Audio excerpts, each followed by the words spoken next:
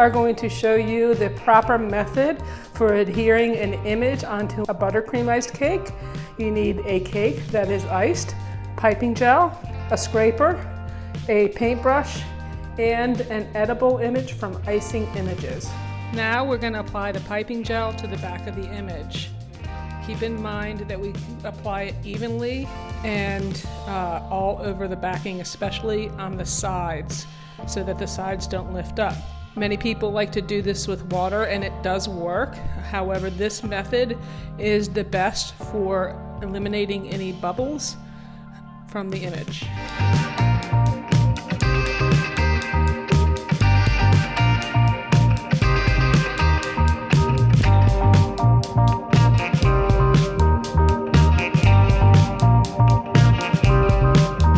We are now going to place the backing on the front of the image. This makes it so that we do not damage the image when we're placing it on the cake.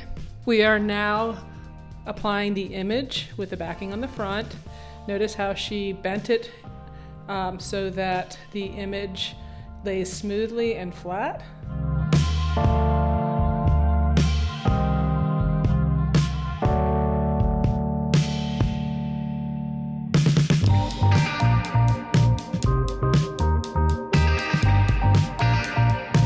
Take the scraper and make sure there are absolutely no air bubbles.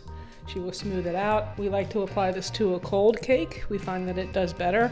And then you can put the cake back into the refrigerator until the customer picks it up. Now we're going to remove the backing off the front of the icing sheet, and the moisture between the piping gel and the cool cake that will sweat will allow for a sticky substance that will merge the image to the cake wonderfully. You can see just minutes later how easy it is to cut into this image without it dragging.